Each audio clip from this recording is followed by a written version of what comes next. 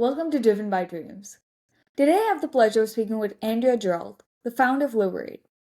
Andrea is an innovative and action driven entrepreneur who started her career in the corporate world, where she learned how to scale operations, manage huge teams, and deliver results. She then ventured into entrepreneurship, founding two companies and growing two startups from scratch. Stay tuned as Andrea shares her experiences in leadership and entrepreneurship. Hi, Andrea. It's great to have you here. I would love to learn more about you and your story. Hi, Anishka. So glad to be here as well. And about my story, I think that you want to focus on the entrepreneurial aspect of it. So let me start by saying that I'm not from the US, I'm from Spain. Spain is in Europe, and inside Spain, there's so many different languages, like in India, right? So I started my career being an entrepreneur teaching German for kids at school, and I was earning quite a bit of money, and I was using that money to really explore the world. So I started traveling alone as a kid when I was 13 years old only, and seeing the world. So that's what basically built a little bit my soul in the understanding that everything is possible and you just need to do it. And from there, I embarked my career. So I chose to study physics because physics explains how the world really works, and I like that. But then I thought, okay, I'm going to work in a small lab, and I don't like that. So I decided to do also economics and business administration. So I did those two careers as well. And I like the international aspect of things. So I did a master's in international management. And that opened a lot of doors to me. So I started working in this little company called Hewlett Packard. And at that point in Barcelona, there was only like very few people, maybe 300 people. And we grew to 3,000 in just 8 years. So I experienced rapid growth. And I had the opportunity to really learn everything about operations, all the capacities, right? So I am an explorer and I learn by doing. And so I learned a lot through that career. And I ended up my experience there being executive or I was managing all the inkjet printers for consumers. So that is only kind of like 20 something million printers a year and many, many SKUs, right? Huge responsibility of teams. And I ran an organization that was over 2 billion cost of sales. So a lot of responsibility and experience, and certainly helped me understand what a good engine is. And that really helped me with my next phase of my career, which started in building my own company. So I started in 2012 with a consulting company, and I helped a lot of entrepreneurial companies like 3D robotics, a lot of IoT devices into how to scale their operations. That's what really is my passion, right? Helping organizations that don't know how to create an engine and how to take it to the next level, and making it really, really simple and fast. So I'm a warrior and an explorer. And when I go to a company, that is what I do, hands-on, right? What's going on here and how can we take you to the next level? And two more companies, one that was a gas nano sensor based on nanotechnology. So a little chip that helped you identify toxic gases in the environment. And for that, it was just incredible because we built a clean room facility and started with wafers of 9 inches and two chemical depositions, and created the necessary equipment to make it happen. And then a health and wellness company, Vessel Health, that I was all a whole company from zero, right? From zero to revenue. And it's a urine test. So you pee in a cart And the card with your iPhone, you scan it, and it gives you 9 markers of your body, like vitamin C, magnesium, calcium, sodium, all those very good things. And from there, you start a journey as to how to optimize your health through your phone. So you get food recommendations. You can also take a quiz and get your customized vitamins for you that they're specifically made to order for you. And then from there, I jump into creating my own company again based on business transformations, and that's Liberate. So this is another company, this time not alone. I have two partners. And what we do is what I originally and always all my life have done, which is helping companies scale. Not only scale, but kind of like getting out of the mess that they have created by growing, at their pace or imbalance. And what I do is I clean the inertias internally and help them get to the next phase of growth. And that is a very brief pass through my whole career. Wow, that's really cool. What inspired you to become an entrepreneur and start your businesses? I guess I haven't really thought about becoming an entrepreneur. It just so happened because I am more passionate about what I do and then things that interest me. It's not that I look at, oh, wow, I want to be an entrepreneur.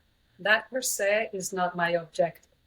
My objective is I'm a learner and an explorer, and the new things really, the unknown really attracts me. Everything that is something that I don't know is fuels me, fills me of energy. So um, through the entrepreneurship, you feel that more directly, right? Because you're building something from zero, or through partners or through acquisition, but there is a good amount of creative energy that goes into play when you are an entrepreneur.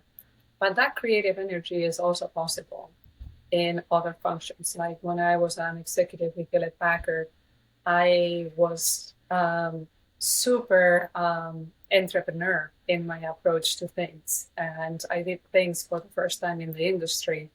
And there's many details about it. I don't want to bother you with that. But there's also possible for you to become an entrepreneur inside a corporation. And there you will have a lot of resources and money to really get things moving faster through. But it's a kind of like a different mentality, right? There is a lot of structure, so you need to learn to navigate through that structure. Well, that's a good mindset to have, being fueled by the unknown instead of being scared by it. It's really easy to get scared by what we don't know, right? So, how did you develop that way of thinking? I guess it's natural in me because since I was very young, I was putting myself into situations where we're completely out of my control. Like traveling at 13 at that time, when there was not phones or anything like that, and taking buses from one place to another. I think that I'm fueled more for the opportunity of what is that I'm going to learn through that journey, and I feel really comfortable with myself, very comfortable with just silence, very comfortable with just exploring, and very open to everything that is new, and that gives me energy. I don't even think about fear. Fear is always present, and honestly, I look at it in front, and it's there, but it's good. It's good to feel it. It's not it's part of humankind, I think. That's a good way to think of it. So, can you share a memorable experience from your entrepreneurial journey? Memorable. Hmm. Well, I guess that all entrepreneurial experiences go through ups and downs, and it's about how you approach every step in the journey. Like in, 2 or 3 occasions, I think probably more if I think so. But I've had to make very tough decisions for companies that impacted people's lives, right? And it's part of the entrepreneurial journey. So you go through the company, grows with an idea, then maybe something happens either internally or externally out of your control, and you need to pivot. And, that is part of this ecosystem that we live in, where we just don't control everything, but it's how you respond to those situations. So, I know you're asking me for a particular example, but I have to say that the life of an entrepreneur, of an entrepreneurial company, is always not successful, right? And then it's up to you to identify when is that you see that something is not going to work, and figure out very quickly if there is a pivot or what's going to happen there, and make sure that there is some continuity if it is a valid point, right? Like I can tell you with Vessel Health, for example, direct to consumer is just good when it works, right? But then there were some rules, I'm not sure how much you know about that, but privacy rules that we were following. And at a point, those rules changed, right? And when you have a whole company benefiting from a particular marketing strategy that is based on those rules, and that rule doesn't stay, then you're experiencing rapid decline. So at that point, we had to really pivot from that B2C strategy, and the way we did it was by going B2B to C.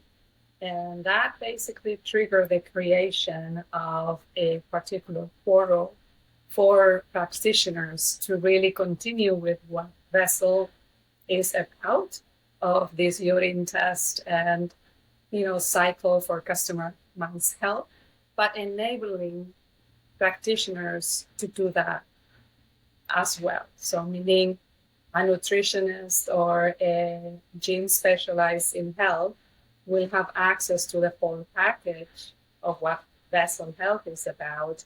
And by just, gaining that customer, one practitioner, you have access to that whole set of their customers that will embark in the journey, right? So that's a way of being creative and finding solutions. And it's very typical for an entrepreneurial company to be doing those things, to be, pivoting and finding ways to survive by trying new channels.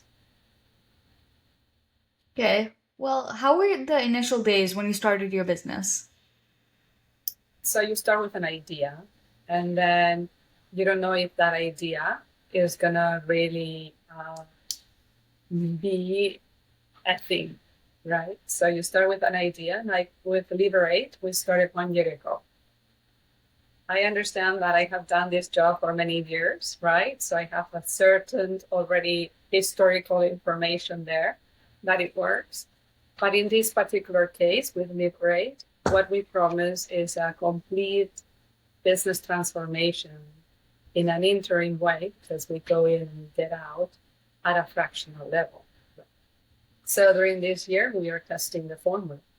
How does it work? Is it really possible? Can we really impact the lives of these companies by just being fractional in those companies? And so far, we have a number of customers, and I would say that 80% of them are pretty happy, and they would not have done at all what has happened to them without our help ever, ever in the history of their lives. So that is a very good indicator that what we are doing makes a lot of sense. And it has a huge degree of really being permanent. The other 20% were mismatches, like the wrong resource, or the company didn't have the resources or the cash to really afford us more than a month or something like that. So a month is way too short to really make a business transformation. But in general, I feel strong about this idea. And what really brings me a lot of joy is that we're helping entrepreneurs continue their journey, and their feedback is really positive. Well, that's a really good purpose for your business, helping other entrepreneurs. But how do you handle stress or pressure in your role? As you said, there are a lot of challenges. So what do you do? Well, I didn't understand too much about this software that we were going to use, and I don't have a screen mm, background or anything. So you can see over there that I have a painting. That's a painting that is half done. I'm exploring, right? So that's a way of distressing. And actually, I thought that painting was this huge thing that you needed to focus, and just the inspiration will come, and you are there days and days, and it's not true. I paint for less than 45 minutes, and I'm fine. I'm ready to stop, and the next time it will come. So that is one thing. I think in general, everyone should think about. Well, not, but an idea would be that you think about what are the things that bring you to a moment of joy, right? Like one very good thing that almost everybody enjoys music. So music is a great distress. You put some music, you start singing, and yeah, your whole body has completely changed. If you were like stressed and all crutch, like that, and you start singing, and whoop, then you feel good again. Again, so dancing as well, going for a hike, looking at the ocean. Very, very inexpensive things that are right there in front of you is what really helped me with stress.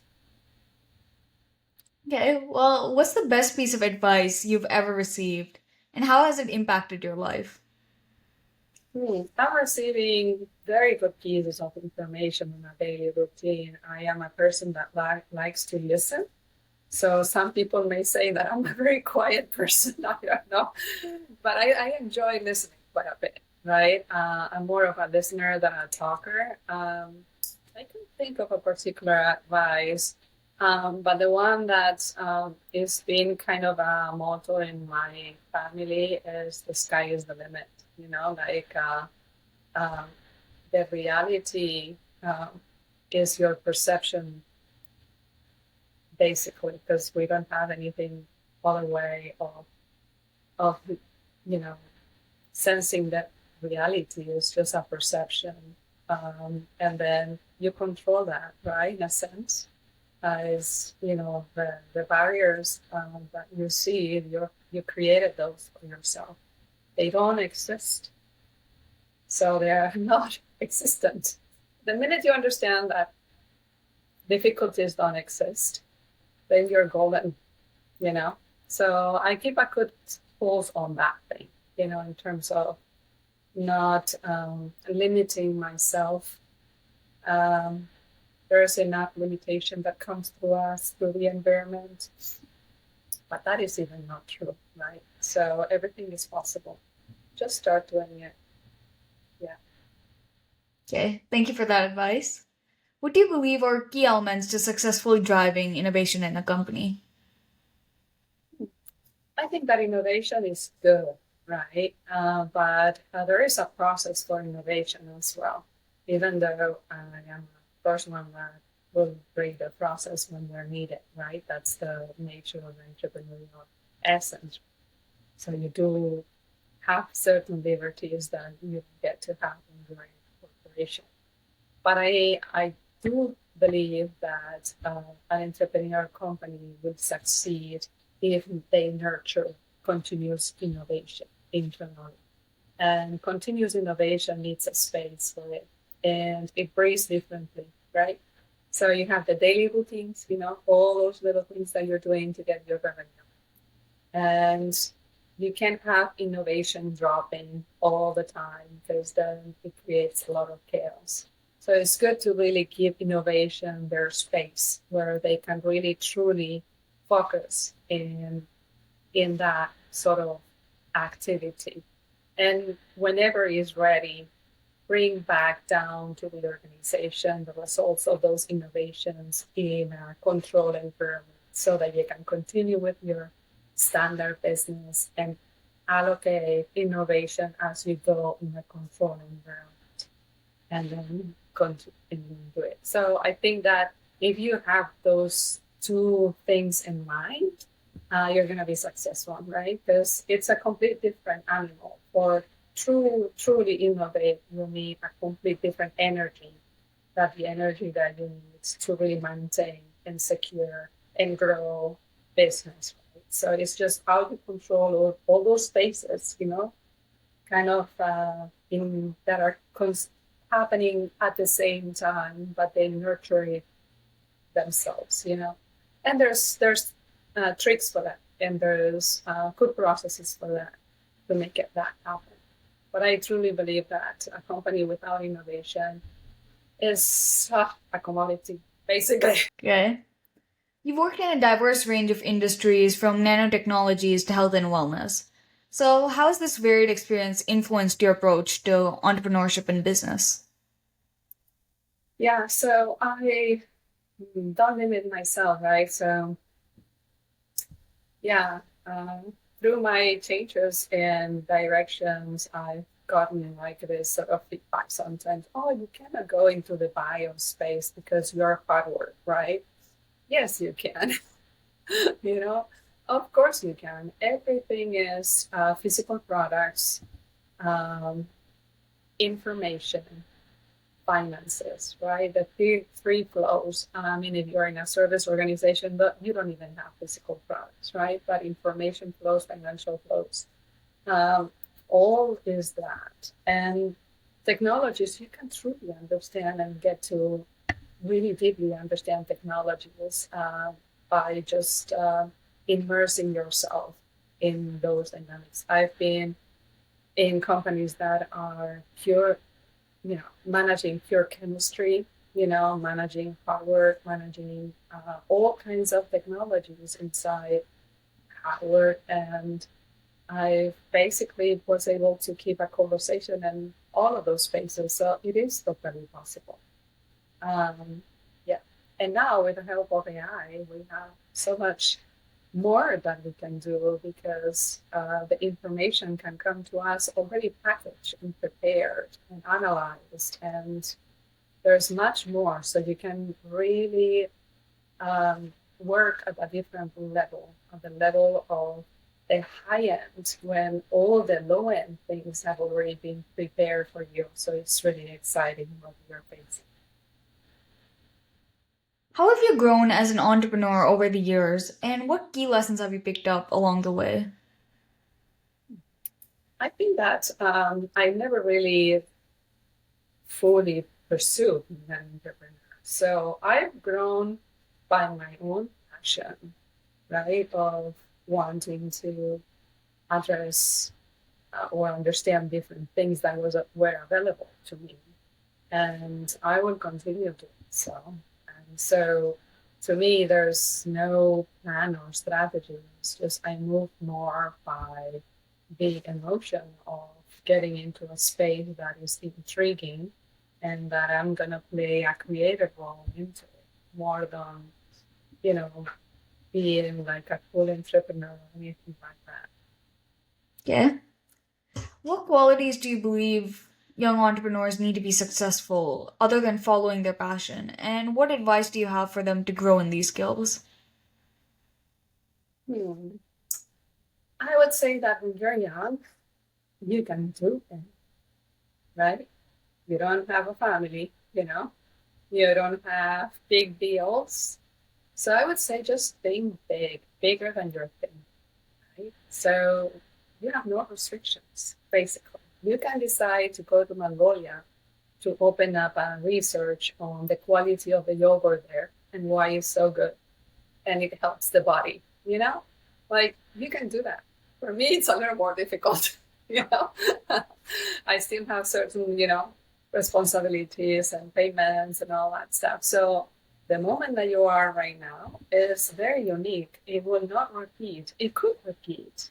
It could repeat, that you're in a moment where you have very little responsibilities and so on. But in general, the age that you are and that you're going to be for a few years is just fantastic because you can truly do and experience whatever you want. And even if you don't know what it is, I would just advise try little things, little experiments, and as diverse as you want or can, and then see what your gut is telling after going through all those experiences. You know? So yeah, you can do that. Well, thank you so much for that advice. And I think that's a good point to wrap up our conversation. If you could give one piece of advice to your younger self, what would that be? Ah, to my younger self, I feel so fulfilled and happy, about what I have done. I would give a good job. I would say, hey, good job. You continue being yourself in all these years. It's been like so many years because I'm pretty old. Been so many years, and you're still like that baby that wanted to go and go to Russia when I was 13 years old, or travel, to eat, Asia, everywhere, just with my backpack and little money in my pocket. So I continue being that person, and I feel proud of that. That's great. Well, I really appreciated and gained a lot from our discussion today. So thank you so much.